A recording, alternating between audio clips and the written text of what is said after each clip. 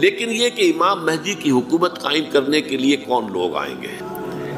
عرب جو ہیں وہ اندر سے کھوکھلے ہوتے، عیاشی نے، دولت نے، پیسے نے، دولت پیسہ عیاشی، اس کی وجہ سے کھوکھلے ہوئے۔ یہاں میں آپ کو دو حدیثیں سنانا چاہتا ہوں۔ سنن ابن ماجہ کی روایت ہے حضرت ابو ہریرہ سے رضی اللہ تعالی عنہ، قال قال رسول اللہ صلی اللہ علیہ وسلم اذا وقعت الملاحم بعث اللہ بعثا من الموالی ہم اکرم العرب فرسا واجودہ سلاحا یؤید اللہ بہم الدین، رواہ ابن ماجہ عن ابی ہریرہ رضی اللہ تعالی عنہ۔ جب ملاحم کا دور شروع ہوگا تو اللہ تعالیٰ اٹھائے گا ایک لشکر یا لشکروں پر لشکر موالی میں سے۔ موالی کون ہے؟ عربوں نے جب فتح کیا تھا اس پورے علاقے کو خلافت راشدہ کے دوران، اور پھر وہ لوگ جو ہے ایک رائے تو یہ تھی کہ انہیں غلام بنایا جائے سارے آبادیوں کو، لیکن یہ کہ حضرت عمر کا اجتہاد تھا اس کے مطابق جو ان کو غلام نہیں بنایا گیا تو وہ موالی کی حیثیت رکھتے ہیں۔ عربوں میں دم نہیں ہے، موالی میں سے لشکر اٹھیں گے کہ جو در حقیقت حضرت مہدی کی حکومت کو قائم دیں گے۔ دوسری حدیث سنیے عن عبداللہ ابن الحارث رضی اللہ تعالی عنہ، اور یہ ابن ماجہ کی روایت ہے، قال قال رسول اللہ صلی اللہ علیہ وسلم یخرج الناس من المشرق فیوقعون للمہدی یعنی سلطان، لشکر نکلیں گے، لوگ آئیں گے مشرق سے اور وہ حضرت مہدی کی حکومت کو جمائیں گے اور قائم کریں گے۔ اب ذرا نوٹ کیجئے کہ جزیرہ نما عرب کے مشرق میں کون سے ملک ہیں؟ تین، ایران، افغانستان، پاکستان، یہ تین سالڈ مسلم ممالک، مسلم آبادی اکثریت۔ ویسے تو یہ کہ آگے ہندوستان میں 20 کروڑ مسلمان ہیں، لیکن وہ 20 کروڑ جو ہیں وہ تو 80 کروڑ کے اندر تحلیل ہو جاتے ہیں غیر مسلموں میں، لیکن یہاں جو معاملہ ہے یہ غالب اکثریت کے۔ ان میں سے ایران کا معاملہ جہاں تک ہے، نمبر ایک یہ کہ وہ شیعہ عقائد کے حصار میں بند ہے، اس سے ادھر ادھر ہونا اس کے لیے ممکن نہیں۔ حدیث میں یہ بھی آتا کہ اصفہان سے 70,000 یہودی دجال کا ساتھ دیں گے، لیکن بہرحال خراسان ایک صوبہ ہے افغانستان کا اس وقت بھی شمال مشرقی کونے میں، مجھے امید ہے وہاں سے خیر کی، کیونکہ خراسان کا لفظ وہاں پہ شامل ہے، اور حضور کی حدیث میں بعد میں آپ کو سناؤں گا کہ خراسان سے فوجیں چلیں گی جو یروشلم کو دوبارہ حاصل کریں گی، فتح کریں گی، جیسے پہلے یروشلم کھویا عربوں نے تھا، دوبارہ حاصل کیا تھا کرد نے، کرد خون صلاح الدین ایوبی رحمت اللہ علیہ، ایسے اب پھر عربوں نے کھویا ہے، لیکن لینے والے خراسان سے لشکر آئیں گے۔ یخرج من خراسان رایات سود لا یردھا شیء حتی تنصب بإیلیا، خراسان کے علاقے سے کالے علم لے کر لشکر چلیں گے جن کے رخ کو کوئی موڑ نہیں سکے گا جب تک کہ وہ جا کر یروشلم میں نصب نہ ہو۔ اس کے بعد نام آتا ہے پاکستان کا، یہ ہے میری اور آپ کی داستان، اور یہ ہے سبب جس کی وجہ سے کہ میں آپ سے یہ گفتگو کر رہا ہوں۔ اصل میں تو کس لیے؟ محض ایک علمی استفادہ، محض اپنی بات آراء کو ظاہر کرنے کا شوق نہیں، بلکہ یہ کہ اپنی ذمہ داری ہم پہچانے کہ ہم کس مقام پر کھڑے ہیں۔ دیکھیے اس پاکستان کے بارے میں یا ہندوستان کے بارے میں علامہ اقبال نے کہا تھا اپنے ترانہ ملی میں، میرے عرب کو آئی ٹھنڈی ہوا جہاں سے، میرا وطن وہی ہے، میرا وطن وہی ہے۔ اور مجھے بتایا گیا کہ سنن ابی داؤد میں یہ روایت موجود ہے کہ حضور نے فرمایا کہ ہندوستان کی طرف سے مجھے ٹھنڈی ہوا آتی، اگرچہ مجھے وہ حدیث ابھی نہیں ملی ہے، لیکن حزب التحریر کا ایک کارڈ مجھے ملا تھا، تو اس میں اس حدیث کا اور اس میں ابن داؤد ابو داؤد کا روایت کا حوالہ موجود تھا۔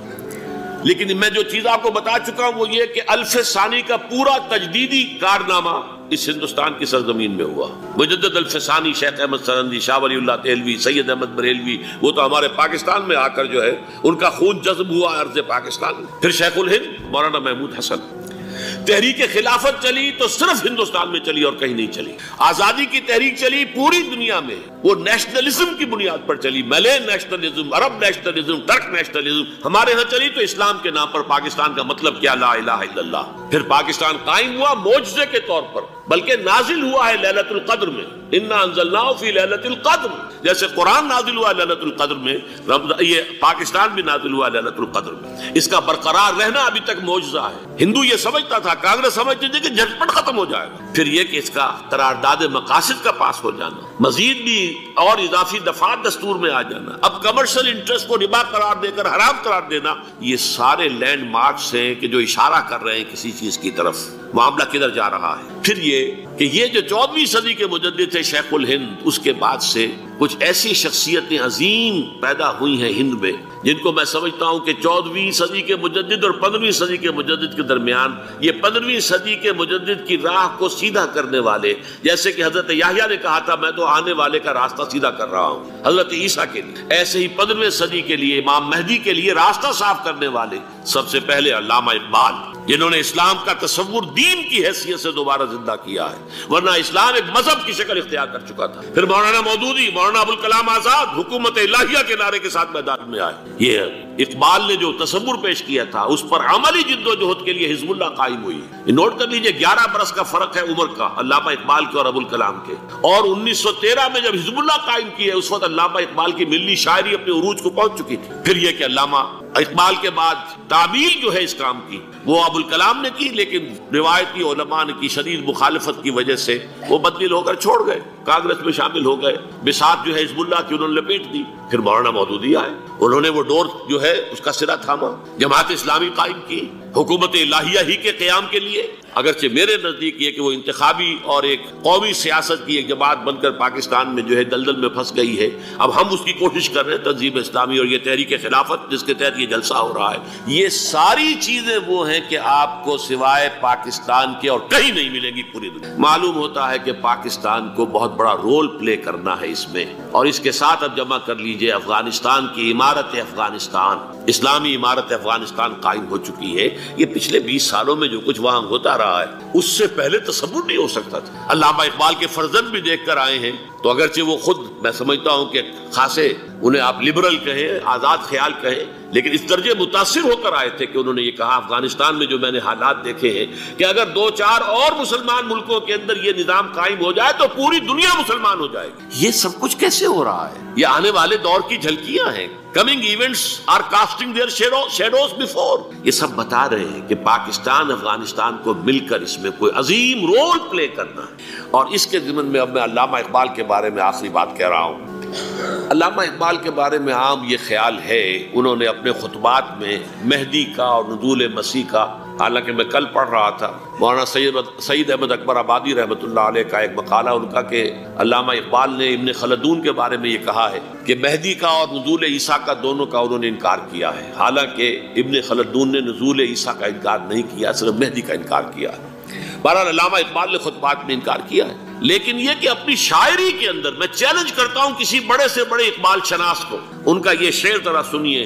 خضر وقت از خلوت دشت حجاز آید بروں، کارواں زی وادی دور و دراز آید بروں۔ خضر وقت، امام وقت، رہنما وقت، قائد وقت، خلوت دشت حجاز، حجاز کی صحرا کی کسی خلوت گزینی سے نکل کر باہر آئیں گے۔ میں حیران ہوتا ہوں علامہ کے اس فکر پر اور اس مصرے پر۔ یہاں انہوں نے شیعہ اور سنی دونوں کے کانسیپٹ جمع کر دیے۔ شیعہ کا کانسیپٹ یہ چھپے ہوئے کسی غار میں وہاں سے برآمد ہوں گے، اور ہمارا کانسیپٹ میں ام سلمہ رضی اللہ تعالیٰ عنہ کی حدیث سنا چکا، چھپے ہوئے ہوں گے وہ وہاں پر، مدینے سے نکل کر آ کر مکے میں چھپ جائیں گے۔ اس خانہ جنگی کی حالت میں لوگ ان کی طرف دیکھ رہے ہوں گے، سوچتے ہوں گے انہیں میدان میں آنا چاہیے، کوئی پارٹ پلے کرنا چاہیے، امت کی رہنمائی کرنی چاہیے، لیکن وہ چھپیں گے، وہ کارے ہوں گے، وہ اس ذمہ داری کو قبول نہیں کرنا چاہیں گے، جا کے چھپ جائیں گے مکے میں، وہاں سے مکے والے انہیں نکالیں گے، اور وہ کارے ہوں گے، انہیں بالکل یہ پسند نہیں ہوگا کہ یہ ذمہ داری اٹھائیں۔ تو خضر وقت از خلوت دشت حجاز آیت بروں، کارواں زی وادی دور و دراز آیت بروں۔ کارواں جو چلے گا ان کی مدد کے لیے اس وادی دور و دراز، اس زی عظیم وادی دور و دراز، یہ وادی سندھ ہے۔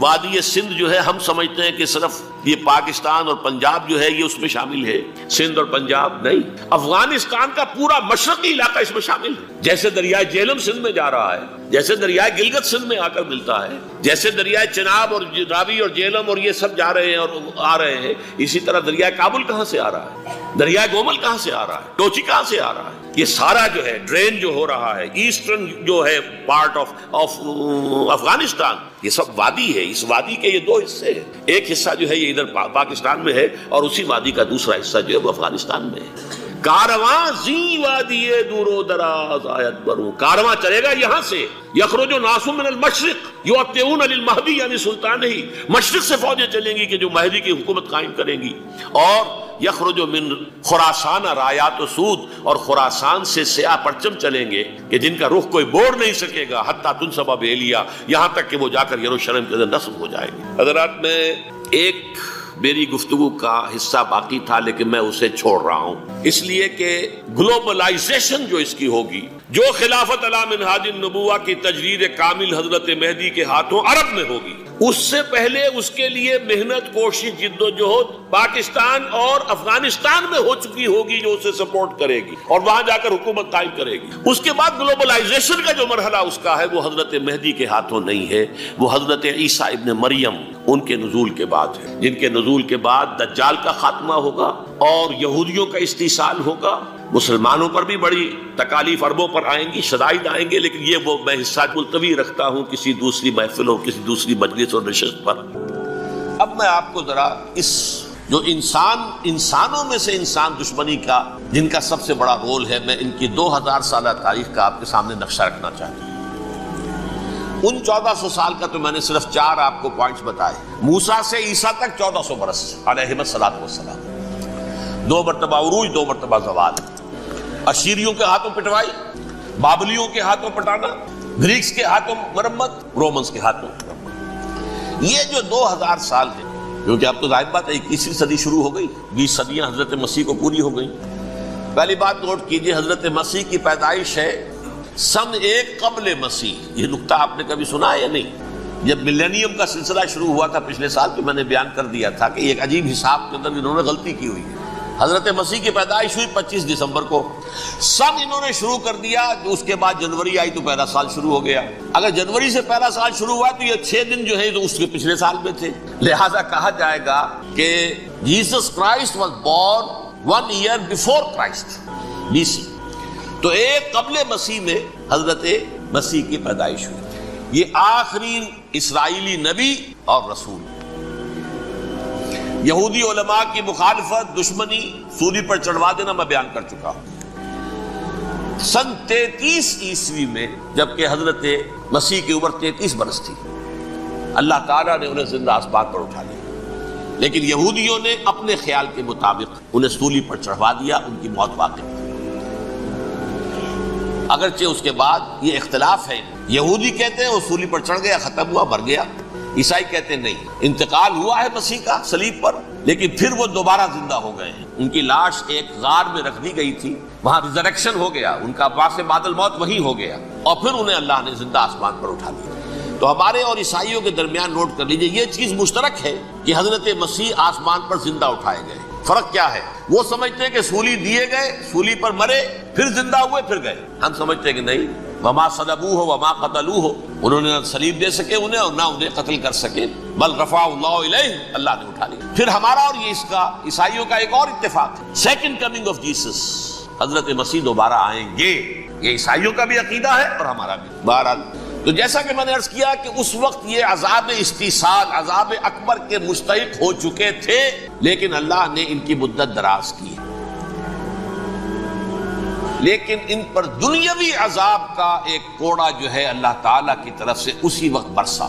دنیاوی عذاب دنیا میں رہتے ہوئے ختم نہیں کیا۔ 37 برس بعد حضرت مسیح کے رفع سماوی کے 37 برس بعد سن 70 میں یہودیوں نے بغاوت کی رومیوں کے خلاف۔ رومی ٹائٹس جنرل تھا ایک، اس نے پھر جو حملہ کیا ہے 1,33,000 یہودی ایک دن میں قتل کیا یروشلم میں، اور ہیکل سلیمانی گرا دیا۔ وہ ہیکل پہلے بھی گرا تھا، پہلے 1400 سال کے دوران میں بھی نبوکدنضر نے گرایا تھا، لیکن پھر اس کے 150 سال بعد انہوں نے دوبارہ بنا لیا تھا، اس لیے وہ اسے سیکنڈ ٹیمپل کہتے ہیں۔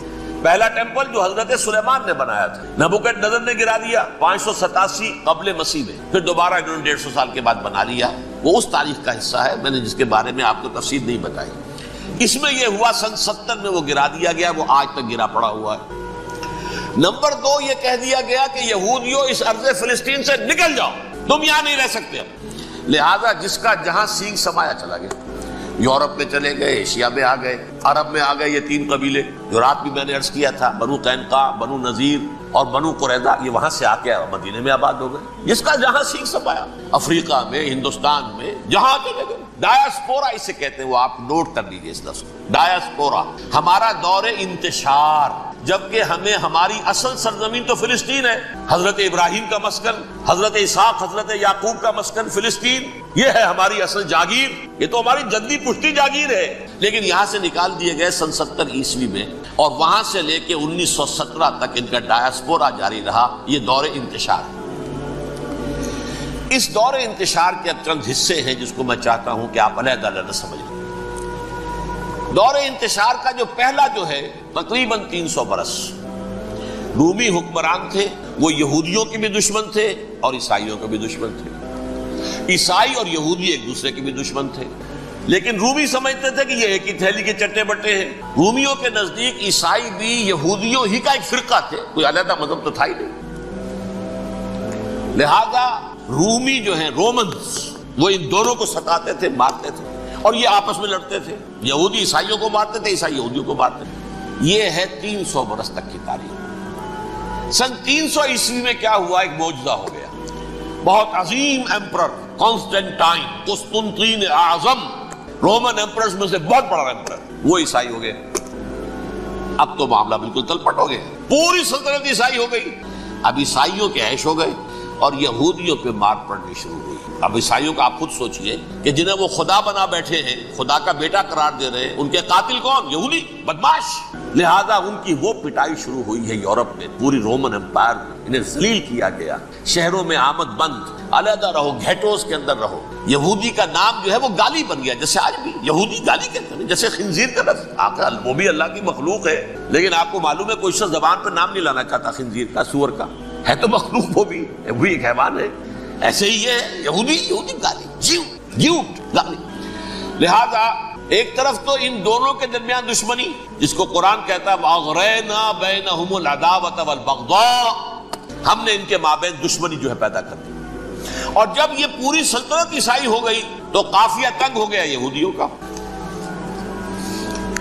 اب آئیے 571 عیسوی، یعنی جبکہ ڈایاسپورا کو کتنا عرصہ ہو چکا تھا؟ 500 برس۔ سن 70 سے شروع ہوا ڈایاسپورا، جب ٹائٹس نے گرایا ہے ہیکل کو اور نکال باہر کیا انہیں فلسطین سے، بھاگ جاؤ، یہاں ایک یہودی بھی نہیں رہے گا، فلسطین سے نکال دیے۔ اس کے پورے 500 برس بعد سن 571 عیسوی میں حضور کی پیدائش ہوئی، ولادت باسعادت محمد رسول اللہ صلی اللہ علیہ وسلم۔ 610 میں آپ پر وحی کا آغاز ہوا، لیکن حضور کے ساتھ ان کا معاملہ کیا رہا؟ اول تو جبکہ حضور ابھی مکے ہی میں تھے، یہودیوں نے ریشہ دوانیاں شروع کر دی حضور کے خلاف۔ قریش مکہ کو سکھاتے تھے، پڑھاتے تھے، ان سے یہ پوچھو، ان سے یہ پوچھو، یہ اس طرح تنگ کرو، ان سے یہ امتحان لو، یہ آپ کے علم میں ہے۔ سورہ بنی اسرائیل میں، سورہ کہف میں وہ سوالات، جو امتحانی سوالات آئے تھے، ذوالقرنین کون تھا، اصحاب کہف کون تھے، تم رسول بنے پھرتے ہو تو بتاؤ، اور یہ روح کی حقیقت کیا بتاؤ، یہ ساری ریشہ دوانیاں کر رہے تھے بیٹھے ہوئے، ابھی وہیں پر حضور ابھی پہنچے بھی نہیں۔ ہجرت فرما کر حضور تشریف لے آئے تو حضور نے، جسے ماسٹر سٹروک کہا جائے گا، یعنی اسٹیٹس مین شپ کا ماسٹر سٹروک، آپ نے مدینے میں آتے یہودیوں کے ساتھ پیکٹ کر دیا، جوائنٹ ڈیفنس پیکٹ آف مدینہ، کہ اگر مکے والے ہم پر حملہ کریں گے تو ہم مل جل کر ایک قوم کی حیثیت سے مقابلہ کریں گے۔ یہ میثاق مدینہ کہلاتا ہے، جس کے بہت غلط معنی پہنائے جا رہے ہیں آج کل۔ بہرحال میں موضوع میرا چونکہ یہ نہیں، میں ادھر نہیں جاؤں گا، لیکن ہوا کیا؟ ہر مرتبہ یہ خیانت کے مرتکب ہوئے، ان نے جو عہد کیے تھے ان سے پھرے، اندر ہی اندر سازش، ریشہ دوانی، حضور کی بدترین دشمنی۔ سورہ نساء کی آیت نمبر 12 میں 13 میں فرمایا ہے لا تزال تطلع علی خائنۃ منہم، اے نبی ہمیشہ آپ کے علم میں ان کی طرف سے خیانتیں، بددیانتیاں آتی رہیں گی، اور بار بار وہ مسلسل جنگ کی آگ بھڑکاتے تھے، قریش کو دعوت دیتے، آؤ آؤ آؤ، ہم اندر سے بغاوت کر دیں گے، تم آؤ تو صحیح، ختم کریں محمد کو اور اہل ایمان کو صلی اللہ علیہ وسلم رضی اللہ تعالیٰ عنہ اجمعین۔ لیکن پھر جب وہ آتے تھے تو یہ دبک جاتے تھے، ان میں ہمت نہیں تھی، میدان کے مرد نہیں رہے تھے۔ یہ سورہ حشر میں ان کا نقشہ کھینچا گیا ہے، کھلے میدان میں مقابلے کی اس کے اندر صلاحیت ہی نہیں ہے۔ یہ تو فصیلوں کے پیچھے سے، جیسے عورتیں کہیں دیہات میں لڑائی ہوتی ہے تو مرد جو ہے گلیوں میں لڑتے ہیں، عورتیں اوپر سے پتھر پھینکتی ہیں، بس وہ کام یہ کر سکتے تھے، من ورائے جدر، فصیلوں کے پیچھے سے، جنگ میں میدان میں نہیں آ سکتے۔ بہرحال قرآن مجید میں ہے یہ سورہ مائدہ کی آیت نمبر 64، کلما اوقدوا نارا للحرب اطفاها اللہ، اکثر و بیشتر مواقع پر تو یہ جب آگ بھڑکاتے تھے جنگ کی، اللہ اسے بجھا دیتا تھا. لیکن بہرحال اس کے باوجود جنگیں ہوئی، غزوہ بدر، غزوہ احد ہوئی کہ نہیں، یہ ساری اصل شرارت نہیں. اور اس کے نتیجے میں حضور نے پھر ایک ایک کر کے 3 قبیلوں کو سزا دی. غزوہ بدر کے فوراً بعد بنو قینقاع نکالے گئے بدر سے، غزوہ احد کے فوراً بعد بنو نذیر نکالے گئے، اور غزوہ احزاب کے بعد بنو قریظہ نکال دیے. یہ تو میں نے آپ کے سامنے رکھ دیا صرف حضور کے زمانے میں ان کا کیا رویہ رہا. دشمن، رات بھی ہم نے وہ آیت پڑھی تھی، لَتَجِدَنَّ أَشَدَّ النَّاسِ عَدَاوَةً لِلَّذِينَ آمَنُوا الْيَهُودُ وَالَّذِينَ أَشْرَكُوا. اہل ایمان کی دشمنی میں شدید ترین تم پاؤ گے یہودیوں کو اور مشرکین. مشرکین بھی بعد میں ہے، پہلے یہود. حضور کے بعد کیا ہوا اب یہ نوٹ کیجئے، یہ ان کی تاریخ کا دوسرا دور ہے. حضرت عمر رضی اللہ تعالیٰ عنہ کا عہد خلافت ہے. بیت المقدس کا محاصرہ کیا گیا، فصیل بڑی اونچی، شہر اندر سے سیلف سفیشنٹ، حملے کا راستہ کوئی نہیں، محاصرہ طول کھینچ رہا ہے، لیکن ان کے پاس رسد بھی موجود ہے، پانی بھی موجود ہے، وہ دروازے بند کر کے بیٹھے ہوئے. بالآخر اللہ تعالیٰ کی مشیت کا ظہور کیسے ہوا؟ ان کے کچھ علماء آئے فصیل پر، کہا دیکھو مسلمانوں، تم قیامت تک بھی یہاں پڑے رہو گے محاصرہ کر کے، ہمارا یہ شہر فتح نہیں ہوگا. ہاں ایک درویش بادشاہ کے ہاتھوں یہ شہر فتح ہونا ہے، لیکن تمہارے اندر ہمیں وہ نظر نہیں آ رہا. ابو عبیدہ بن الجراح رضی اللہ تعالی عنہ امین هذه الامہ، ان کا فوراً ذہن گیا وہ درویش بادشاہ مدینے میں بیٹھا ہوا ہے، عمر رضی اللہ تعالی. اب ایک اور عمر بھی ہے جو قندھار میں بیٹھا ہے، نقشہ وہی ہے، سادگی کی حد تک نقشہ وہی، بالکل وہی، اپنی آنکھوں سے دیکھا ہے وہی سادگی. عمر اول عمر ثانی تھے عمر بن عبد العزیز. اب ایک اللہ کے فضل سے اللہ تعالیٰ ایدہ اللہ بنصرتہ، اللہ تعالیٰ ان کی نصرت فرمائے، دشمنوں کو ان کے مقابلے میں نیست و نابود کرے. انہوں نے ریکویسٹ بھیج دی کہ حضور تشریف لائیے، یہ شہر فتح ہو جائے گا. وہ ہے سفر تاریخی، اتنا طویل سفر، تقریباً 700 میل، ایک اونٹ، ایک خادم، ایک منزل پہ امیر المومنین اوپر بیٹھے، خادم آگے چل رہا ہے، اگلی منزل پہ خادم اوپر بیٹھا ہے، امیر المومنین آگے جا رہے ہیں. اور جب پہنچے ہیں تو وہ باری تھی خادم کی، انہوں نے ہاتھ جوڑ دیا، حضور خدا کے لیے تم کیا کہیں گے لوگ، وہ میرا برا حال کر دیں گے، تمہیں شرم نہیں آئی؟ امیر المومنین پیدل آگے چل رہے ہیں نکیل پکڑ کر، اور تم بیٹھے ہو اوپر براجمان ہو. حضرت عمر فرمایا الدور دورک، نہیں باری تمہاری ہے، بیٹھ. اس حال میں پہنچے ہیں. اور پھر یہ کہ ابو عبیدہ بن الجراح آئے ہیں، استقبال کیا ہے تو دیکھا ہے اس حال میں چلے آ رہے ہیں. عمر نکیل پکڑے ہوئے چلے آ رہے ہیں، اور کہتے ہیں کہ کہیں کیچڑ ویچڑ تھا، جوتے خراب ہو گئے تھے، وہ بھی اتار کے ہاتھ میں پکڑے ہوئے، کپڑے تو تھے ہی پھٹے ہوئے. انہوں نے کہا بھی حضرت ابو عبیدہ نے، دیکھیے یہ بڑا متمدن ملک ہے، بڑا مہذب علاقہ ہے، یہ آپ ذرا حلیہ اپنا دوست فرما لیں تب جا کے پیش ہم آپ کو کریں گے. آپ نے فرمایا نحن قوم اعزنا اللہ بالاسلام، ہم وہ قوم ہیں جنہیں اللہ نے عزت دی ہے اسلام کے ذریعے سے، کپڑوں کے ذریعے سے نہیں، دولت کے ذریعے سے. اسی حال میں گئے ہیں، اوپر سے انہوں نے کھڑے ہو کر نشانیاں دیکھی ہیں، اپنی کتابیں کھولی، ہاں یہ وہی ہے، اچھا لو جی سرنڈر، شہر تمہارے ہاتھ. خون کا ایک قطرہ نہیں بہا اور بیت المقدس فتح ہوا. لیکن اس وقت حضرت عمر نے ایک نرمی یہ کی کہ یہودیوں کے لیے بھی اسے اوپن سٹی قرار دے دیا. یہ احسان عظیم حضرت عمر کا. اس سے پہلے یہودی آ ہی نہیں سکتا تھا، داخل ہی نہیں ہو سکتا تھا، وہاں وہ آ کر وزٹ نہیں کر سکتا تھا، زیارت نہیں کر سکتا تھا اپنے مقدس مقامات کی. حضرت عمر نے یوں سمجھیے کہ تقریباً 550 برس کے بعد ان کے لیے راستہ کھولا ہے کہ ہاں تم آ سکتے ہو، زیارت کر سکتے ہو. لیکن یہ عیسائیوں نے لکھوایا معاہدے کے اندر، انہیں یہاں آپ آباد ہونے کی اجازت نہیں دیں گے، لیکن کم وزٹ دی پلیسز، دیکھیں زیارتیں کریں اور جائیں. یہ معاہدہ حضرت عمر کا ہے رضی اللہ تعالیٰ، جو پھر خلافت راشدہ کے بعد بنو امیہ نے بھی اس کو آرڈر کیا، بنو عباس نے کیا. پھر جو ہمارے یہ ترکوں میں اندر خلافت آئی تو ترک خلفاء نے بھی اس معاہدے کی پوری پابندی. فلسطین میں آ سکتے ہیں یہودی صرف زائرین کی حیثیت سے، وہاں آباد نہیں ہو سکتے. اب آئیے اگلا دور آیا حضرت عثمان کا دور خلافت. یہ ہے وہ وقت کہ اب یہود نے امت مسلمہ کی پیٹھ میں چھرا کھولا. وہ کیسے؟ ایک یہودی عبداللہ ابن سبا اسلام کا لبادہ اوڑھ کر آ گئے، معاشرے کا جائزہ لے لیا. ان میں بنو ہاشم اور بنو امیہ میں جو پرانی کشاکش تھی، اس کے کچھ نہ کچھ جراثیم باقی ہیں، اگر ان کو ذرا بھڑکا دے تو مسلمانوں میں انتشار پیدا ہو جائے۔ کہا یہ عثمان کون ہے؟ یہ تو بنو امیہ میں سے ہے، یہ حق تو بنو ہاشم کا ہے، خلافت ان کے پاس ہونی چاہیے، محمد کے تو رشتہ دار وہ ہے صلی اللہ علیہ وسلم۔ عوام الناس کے اندر بات پھیلنی شروع ہوئی، پھر ایک بڑی سازش کے انداز میں حضرت عثمان کے خلاف پروپیگنڈا، حضرت عثمان کے جو عاملین تھے، گورنر تھے، ان کے خلاف پروپیگنڈا، اور ایسی ہوشیاری کرتے تھے کہ کوفے میں کوفے کے حاکم کے خلاف کچھ نہیں کہنا، اجی مصر میں یہ ہو رہا ہے، اجی شام میں یہ ہو رہا ہے، اجی یہ جو عثمان ہے وہ یہ کر رہا ہے، یہ ظلم ہو رہا ہے، یہ لوٹ مار ہو رہی ہے، یہ خیانتیں ہو رہی ہیں۔ اب نہ تو اس زمانے میں مینز آف کمیونیکیشن، کیسے تصدیق کریں؟ افواہیں تو آپ آج کراچی کے اندر شروع ہو جائے تو پتہ نہیں چل سکتا کسی کو کہ کیا اس میں صداقت ہے کیا جھوٹ ہے، اور بری بات جو ہے فطرت انسانی کی کمزوری ہے وہ فوراً قبول کرتا ہے، کسی کے بارے میں اچھی بات ماننے کو تیار نہیں ہوتا لیکن بری بات تو فوراً تیار۔ بہرحال یہ فتنہ انہوں نے اٹھایا، حضرت علی کی الوہیت کا فتنہ اٹھایا، حضرت عثمان کے خلاف الفتنۃ الکبریٰ برپا کیا، حضرت عثمان شہید ہوئے۔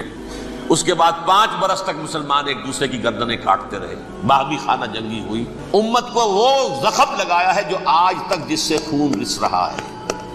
یہ شیعان عثمان اور شیعان علی تھے جو بعد میں پھر سنی اور شیعہ ہو، اور آج تک فتنہ کس نے جگایا؟ ایک عبداللہ ابن سبا یہودی اور اس کے کارندے، شیطان کا ایجنٹ، اور انسانوں میں سے بھی اس کے جو بھی حواریین تھے اور شیطانوں کے اندر سے بھی تھے، انہوں نے بھی اس آگ کو بھڑکایا۔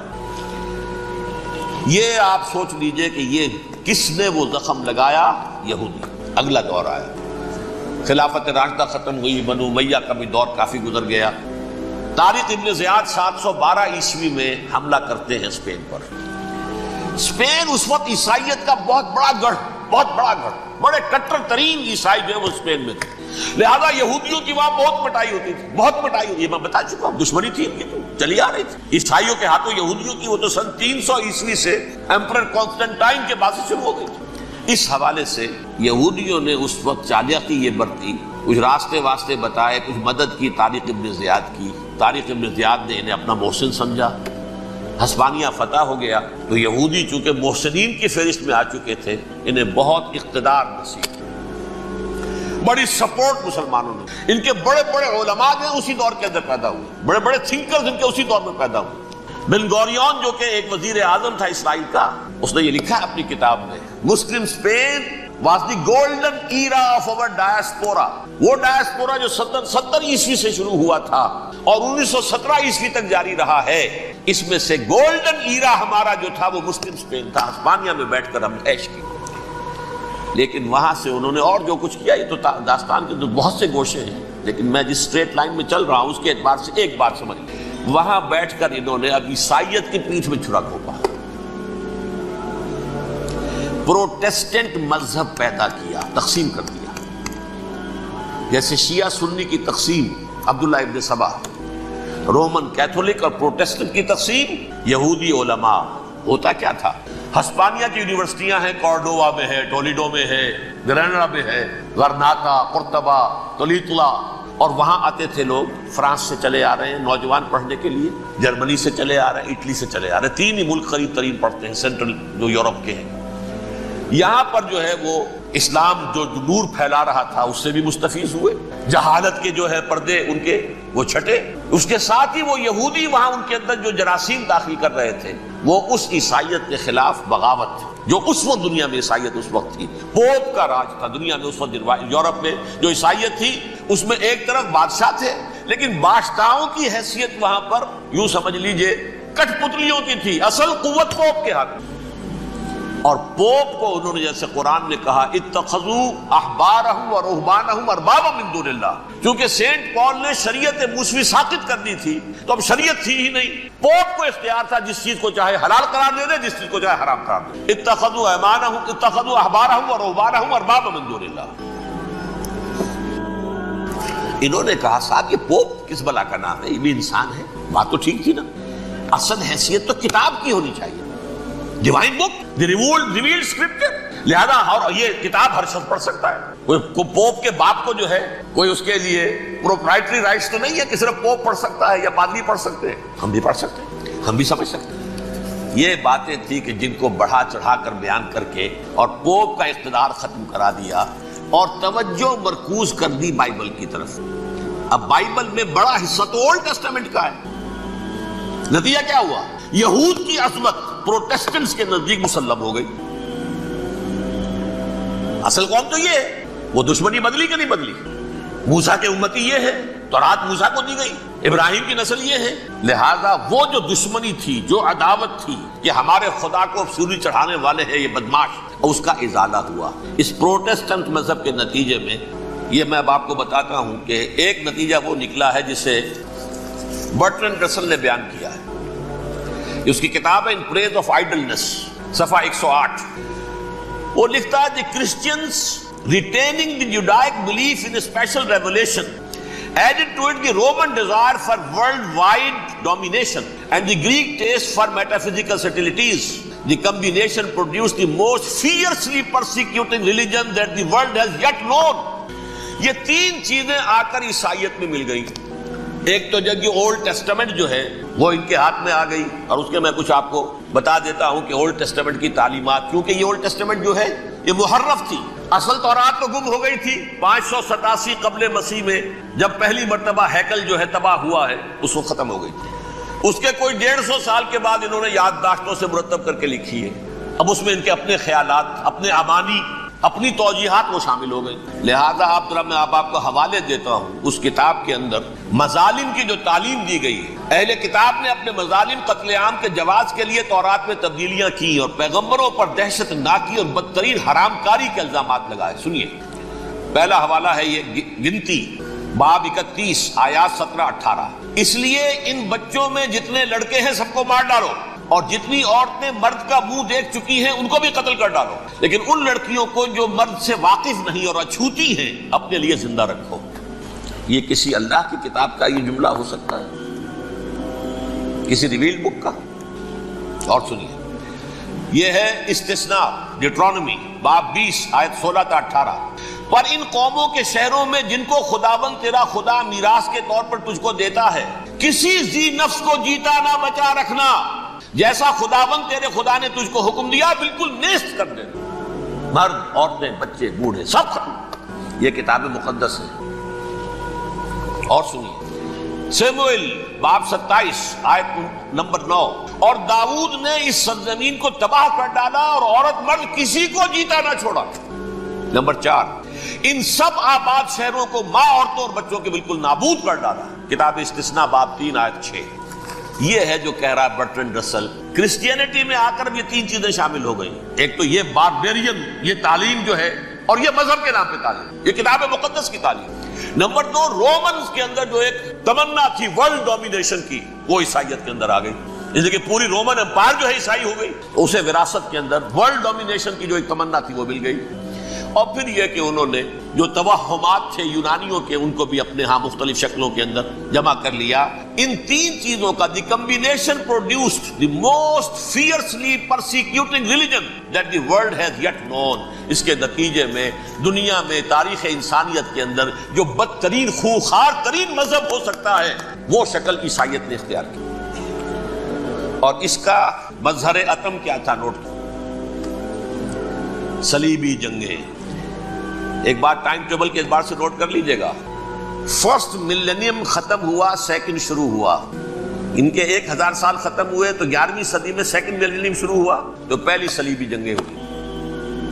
لاکھوں مسلمان قتل، صرف یروشلم کے اندر اتنا خون بہایا ہے کہ خود ان کے ہسٹورینز لکھتے ہیں کہ جب ان صلیبیوں نے جب گھوڑوں کے ساتھ وہ چل رہے تھے گلیوں میں، تو ان کے گھوڑوں کے گھٹنوں تک خون کی ندی بہ رہی تھی۔ جہاں سے گزرے ختم کرتے چلے گئے، آبادیاں کی آبادیاں ختم کر گئے۔ اگرچہ اس کروسیڈ میں گیہوں کے ساتھ گھن بھی پسا، یہودی بھی بہت مارے گئے۔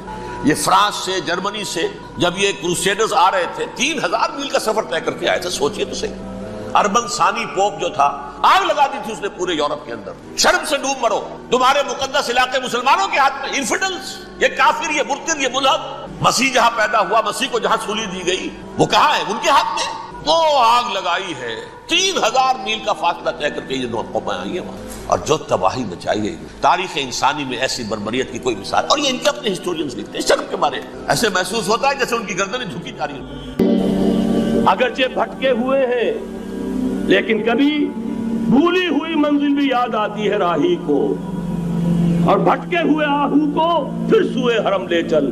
اس کی ضرورت ہے مسلمان کو پھر اس کا مقصد یاد دلایا جائے۔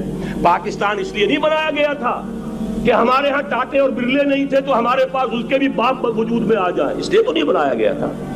پاکستان اس لیے نہیں بنایا گیا تھا کہ جاگیرداروں کی جاگیرداریاں محفوظ ہو جائیں، پاکستان اس لیے تو نہیں بنایا گیا تھا۔ اور یہ کہ نمازیں اور مسجدیں تعمیر ہو جائیں، مسجدیں تو امریکہ میں تعمیر ہو رہی ہیں، عالی شان سے عالی شان، اس لیے پاکستان نہیں بنا تھا۔ آج بھی مسلمان، میں معذرت سے عرض کر رہا ہوں مولانا سے، آج بھی بھارتی مسلمان کی ایوریج نمازی ہونے کے اعتبار سے پاکستانی مسلمان سے کہیں بہتر۔ آج بھی برقع نظر آ جائے گا تو ہندوستان میں نظر آ جائے گا۔ میں نے اپنی آنکھوں دیکھے چند سال پہلے جب مکہ مسجد حیدرآباد دکن میں 3 دن مسلسل میری تقریریں ہوئی ہیں، 10,000 مرد اور 5,000 خواتین، اور ان میں سے کوئی بغیر برقعے کے نہیں تھی۔ ایک سیلاب نظر آ رہا تھا برقعوں کا کہ جب جلسہ ختم ہوا ہے رات کے 12 بجے 3 دن تک متواتر۔ یہاں کہاں نظر آئے گا برقع آپ کو؟ یہاں تو جس کے پاس 2 پیسے ہو گئے اس نے سب سے پہلے برقع اتار کے پھینک دیا۔ معلوم اچھی طرح سمجھ لیجئے، یہ چیزیں تو وہاں زیادہ ہیں یہاں کی نسبت۔ اصل ضرورت تھی کہ یہاں اس نظام کو قائم کیا جائے، وہ نظام عدل اجتماعی، وہ جس میں حریت ہو، جس میں عام آدمی بھی خلیفہ وقت کو ٹوک سکے۔ یہ کرتا کیسے بن گیا؟ ایک خاتون بھی کھڑی ہو کر دامن پکڑ لے، عمر تمہیں کیا حق ہے کہ ہمارے مہر کے اوپر پابندی لگا رہے ہو، جبکہ اللہ نے نہیں لگائی۔ اللہ قرآن میں قنطارہ کا لفظ استعمال کر رہا ہے۔ ڈھیروں سونا دے دے کوئی شخص اپنی بیوی کو مہر کے اندر، طلاق دیتے وقت اس میں سے کچھ نہیں لے سکتا، آپ کون ہوتے ہمارے حق کے اوپر پابندی لگانے والے؟ اور عمر نے کہا آج ایک بڑھیا نے وہ اب عمر کو دین سکھایا، آرڈیننس واپس۔ حضرت سعد بن ابی وقاص رضی اللہ تعالی عنہ جو فاتح ایران تھے، وہ گورنر ایسے ہی نہیں بن گئے تھے ریوڑیاں بٹی ہو اور گورنری مل گئی ہو، وہ تو خود فاتح تھے ایران کے، اس لیے گورنر تھے۔ صرف ایک پرچہ پہنچا ہے بارگاہ خلافت میں، حضرت عمر فاروق کے پاس انفارمیشن آئی سعد نے اپنے گھر کے باہر ڈیوڑی بنا لی ہے اور ایک دربان کھڑا کر دیا ہے، حضرت بلال کو بھیجا ہے رقعہ دے کر، اور یہ حکم تھا کہ بلال پہلے تو جاتے ہی ڈیوڑی میں آگ لگا دینا، پھر یہ رقعہ دینا میرا۔ اور رقعے میں لکھا ہوا تھا اے سعد، لوگوں کو ان کی ماں نے آزاد جانا تھا، تم نے انہیں اپنا غلام کب سے بنا لیا ہے؟ یہ دربان کھڑے کر دیا اپنے آگے۔ وہ حریت، وہ مساوات کہ جا رہا ہو خلیفہ وقت اور چارج لینے جا رہا ہے بیت المقدس کا، کوئی ذاتی علاج کے لیے نہیں جا رہا، سیر و سیاحت کے لیے نہیں جا رہا، چارج لینے کے لیے بالکل سرکاری وزٹ ہے، آفیشل وزٹ ہے، اسٹیٹ وزٹ ہے۔ اور حال کیا ہے؟ 700 میل کا فاصلہ طے کرنا اور ایک اونٹ نہیں، کوئی انٹوریج نہیں، کوئی قدم و حشم نہیں، کوئی جمبو جٹ بھرے ہوئے نہیں، کچھ نہیں، ایک اونٹنی ایک خادم۔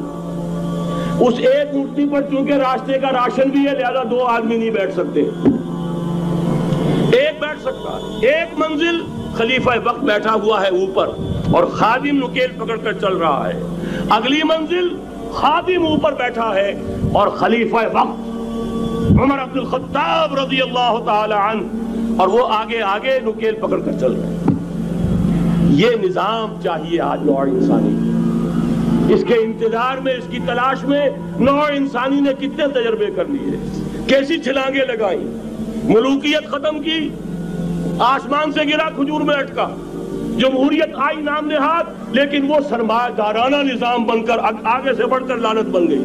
پہلے جاگیردار مسلط تھا، اب سرمایہ دار اور کارخانے دار مسلط ہو گیا۔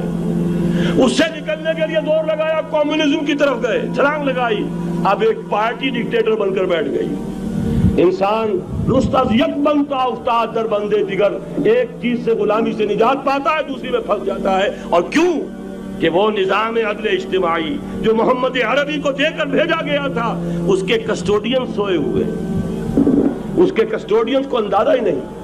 یہ نسخہ تو ہمارے پاس تھا، ہمیں عمل کرنا تھا اور دنیا کے سامنے پیش کرنا تھا۔ پاکستان بنایا اس لیے گیا تھا کہ ہم اس کا ایک نمونہ دنیا کے سامنے پیش کریں گے۔ قائد اعظم نے فرمایا تھا کہ ہم یہ چاہتے ہیں کہ پاکستان کی صورت میں عہد حاضر میں اسلام کے اصول حریت و اخوت و مساوات کا ایک نمونہ قائم کر کے دکھائیں۔ کہاں ہے وہ؟ بھٹک گئے، سو گئے۔ وَلَنُذِيقَنَّهُم مِّنَ الْعَذَابِ الْأَدْنَىٰ دُونَ الْعَذَابِ الْأَكْبَرِ، بڑے عذاب سے پہلے چھوٹا عذاب کا مزہ چکھائیں گے۔ لَعَلَّهُمْ يَرْجِعُونَ، شاید کہ لوٹ آئیں۔ کوئی عجب نہیں اس عذاب الادنیٰ کے بعد ہم جاگے نہیں، ہوش میں نہیں آئے، کوئی عجب نہیں کہ بڑے عذاب کا کوڑا ہماری پیٹھوں پر برس جائے۔ لیکن مجھے یہ یقین ہے، نوٹ کر لیجئے، اگر یہ دوسرا امکان ہو گیا، خدا نہ خواستہ اللہ کے عذاب کا کوڑا ہماری پیٹھ پر برسا، مجھے یقین ہے اللہ ہندوؤں کو مسلمان بننے کی توفیق دے گا، لیکن اسلام کا بول بالا اسی خطے سے ہوگا۔ تاریخ میں یہ ہو چکا ہے آیا فتنہ تاتار کے افسانے سے، پاسباں مل گئے کعبے کو صنم خانے سے۔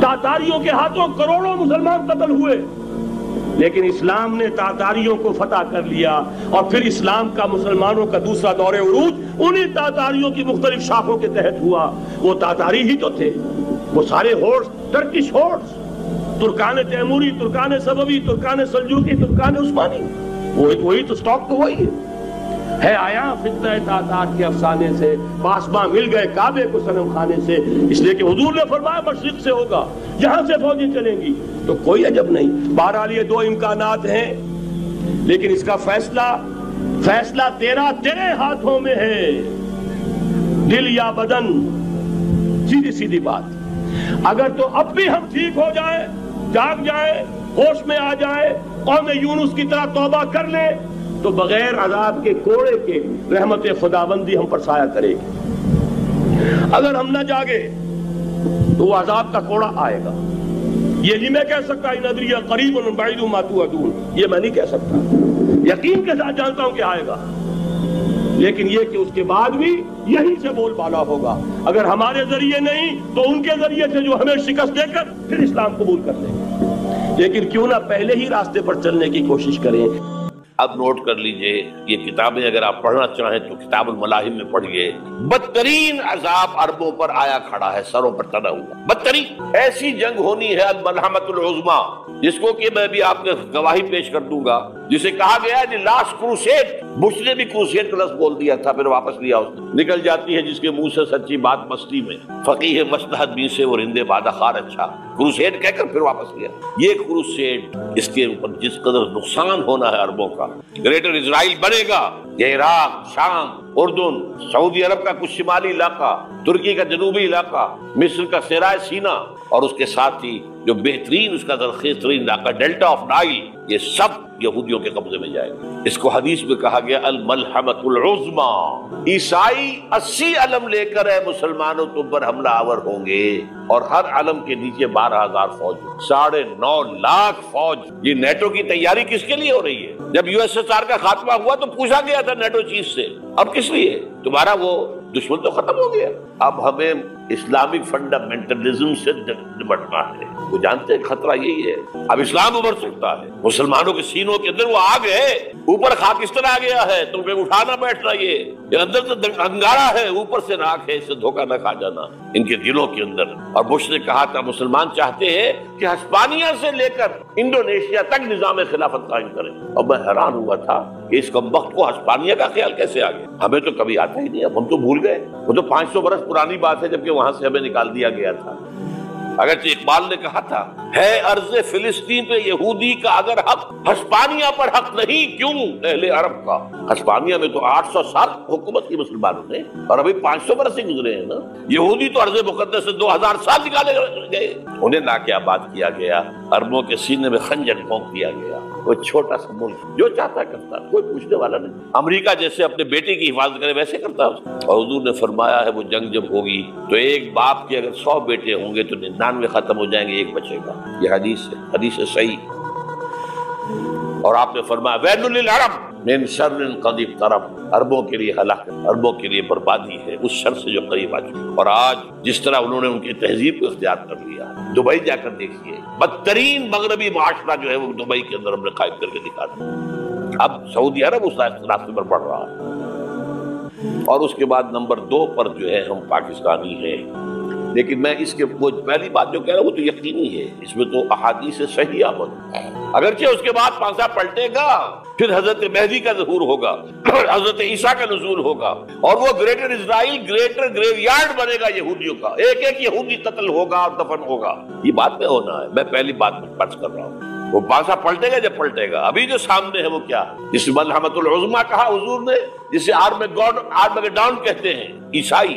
آرمگیڈون کی اگر کہیں جا کر آپ دیکھیں گے، آپ ڈکشنری میں مانیے کیا لکھا ہے، a very big war which will be fought between the forces of evil and good before the end of this world۔ اس دنیا کے خاتمے سے پہلے خیر اور شر کی قوتوں کے درمیان بہت بڑی جنگ ہوگی۔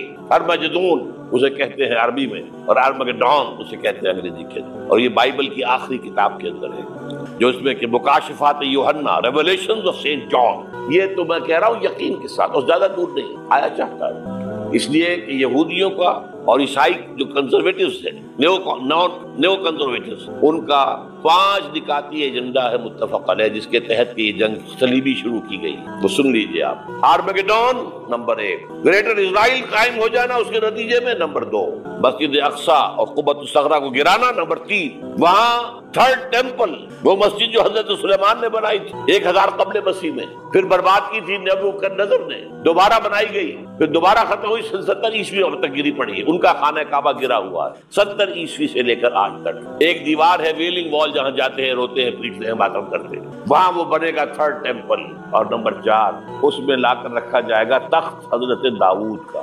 یہ تخت کہاں ہے اس وقت؟ یہ لندن شریف کے اندر، جو ان کی پارلیمنٹ کا جو چرچ ہے، ویسٹ منسٹر ایبے، اس میں رکھا ہوا ہے۔ ایک پتھر تھا جس پر بٹھا کر حضرت داؤد کی تاج پوشی ہوئی، پھر حضرت سلیمان کی ہوئی، پھر وہ پتھر رکھ دیا گیا جب حضرت سلیمان نے بنایا ہیکل مسجد اقصیٰ، وہاں رہا وہ۔ ہر بادشاہ جو تھا یہودی اسی کے اوپر بٹھا کر اس کی تاج پوشی ہوتی تھی۔ سن 70 میں ٹائٹس نے گرایا اسے، ہیکل کو، وہ پتھر لے گیا، وہاں سے روم گیا، روم سے آئرلینڈ گیا، آئرلینڈ سے اسکاٹ لینڈ آیا، اسکاٹ لینڈ سے انگلینڈ آیا، اور اب وہ رکھا ہوا ہے 14ویں صدی عیسوی سے آج تک۔ وہ ویسٹ منسٹر ایبے میں رکھا ہوا، ایک کرسی کی سیٹ میں اسے بنا دیا گیا ہے تخت کی شکل۔ اب انگریزوں میں کوئی ملکہ ہو، کوئی بادشاہ ہو جس کی بھی تاج پوشی ہونی اس میں ہو، یہ لا کر رکھا جائے گا تھرڈ ٹیمپل، اور اس پر یہودیوں کے خیال کے مطابق ان کا مسیحا آئے گا جو مسیح دجال ہوگا، عیسائیوں کے خیال کے مطابق حضرت عیسیٰ آئیں گے، وہ ہمارا بھی خیال ہے حضرت عیسیٰ آئیں گے علیہ السلام۔ بہرحال یہ تو بات کی باتیں ہیں نا، اس وقت جو میں عرض کر رہا ہوں عربوں پر بہت بڑا عذاب، اور پاکستان کا معاملہ البتہ یہ ہے، میں یقین سے نہیں کہہ سکتا، ہینگنگ ان دی بیلنس، ہو سکتا ہے اللہ تعالیٰ ہم پر رحم فرمائے، ہو سکتا ہے اگرچہ اس کی کوئی شرائط ہو۔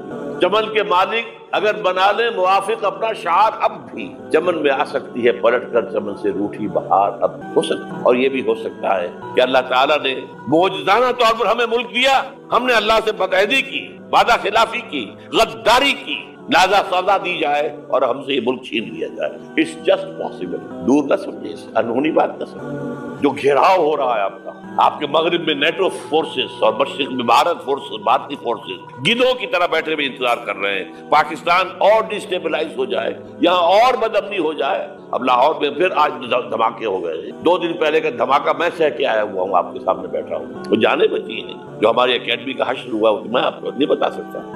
یہ سارا کیوں ہو رہا ہے؟ تاکہ یہاں بدامنی ہو جائے اور ہمیں جواز مل جائے، مغرب سے نیٹو فورسز داخل ہو جائیں، مشرق سے بھارتی فورسز آ جائیں، اور ہمارے ایٹمی دانت توڑ کر اور پھر ہمیں بھارت کے سامنے ڈال دیا جائے۔ نو ڈو ایز یو لائک، یہ ان کا نقشہ ہے۔ ہوگا کیا وہ اللہ جانتا ہے، ہوگا وہ جو اللہ چاہے، لیکن اللہ کا چاہنا جو ہے وہ کس پر منحصر ہے؟ یہاں انقلاب برپا کرو، یہاں اسلام لاؤ، اگر دھندوں میں لگے رہو گے تو وہ خود بخود نہیں آ جائے گا انقلاب۔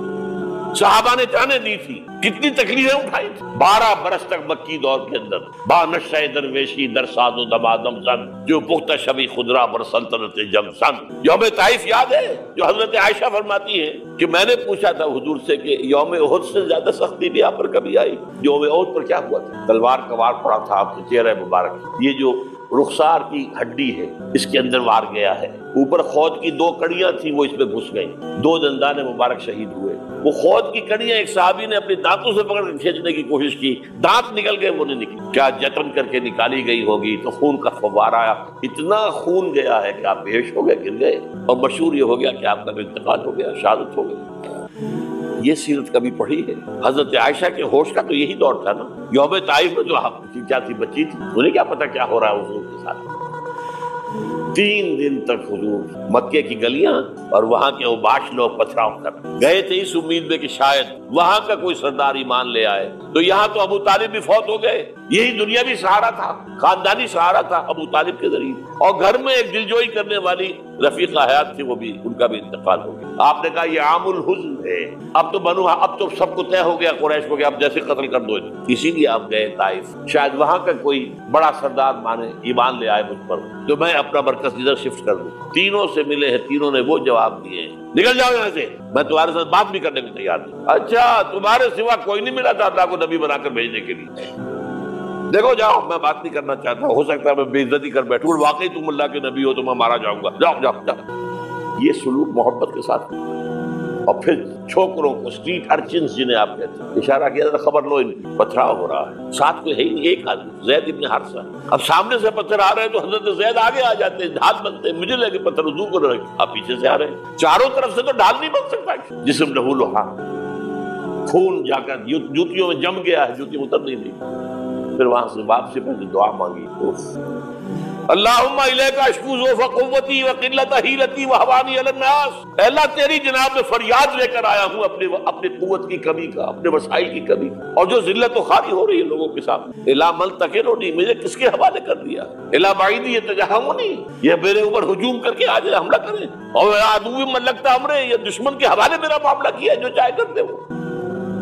लेकिन फिर अब्दियत गालिब आती, इल्लम यकुन अलैया ग़ज़बुक फला उबाली, अल्लाह अगर तू नाराज नहीं है तो मुझे कोई परवाह नहीं, सर तक़दीम खम है जो मिजाज याद में, मुझे अंदेशा ये है कि तू नाराज तो नहीं हो। ये तकलीफें झेली है, सैकड़ों सहाबा ने जानों का नज़ारा पेश किया है।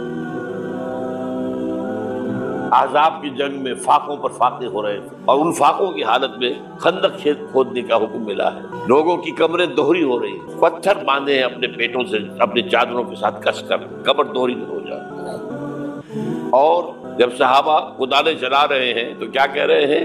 नहनुल लज़ीना बायऊ मुहम्मदा अलल जिहाद मा बक़ीना अबदा, अल्लाहुम्मा ला इशा इल्ला इशुल आखिरा। सहाबा कहते थे, हम वो लोग हैं जिन्होंने मोहम्मद से बैत की है कि जिहाद करते रहेंगे जब तक जान में जान निकल जाए तो बात और, जान है, चाहे अभी भूख से कमर दोहरी हुई जा रही, जान तो है। और एक दफा कहते थे, अल्लाहुम्मा ला इशा इल्ला इशुल आखिरा, अल्लाह ऐश, जिंदगी तो आखिरत की जिंदगी है। और हुजूर फरमाते थे, हुजूर के बैठे हुए नहीं थे गाँव तकिया लगाकर, पत्थर उठा उठाकर खंदक में से ले जाकर बाहर फेंक रहे थे। जब सहाबा कहते हैं अल्लाहुम्मा ला इशा इल्ला इशुल आखिरा, हुजूर फरमा रहे हैं फ़ग़फ़िरिल अंसार वल मुहाजिरा, ऐ अल्लाह इन अंसार और मुहाजिरीन की मग़फ़िरत फरमा दे। फिर हुजूर की खिदमत में कुछ लोग आए, हुजूर अब ये फाका नाका में बर्दाश्त हो गया, देखिए हमने ये पत्थर बांधे हुए अपने पेट। हुजूर ने कुर्ता उठाकर दिखाया, वहां 2 पत्थर बंधे। ये है सीरत, आप इस चीज को सीरत नबी समझते। बहरहाल इस मौजू पर मेरी एक किताब है मनहज इनकलाब नबवी, ये इनकलाब कैसे आया था। अगर दिल में जरा भी आरज़ू पैदा हो गई हो कि अल्लाह कबूल कर ले मुझे भी, मुझे कबूल कर ले इसका, तो वो किताब आपके लिए मस्त का पढ़ना।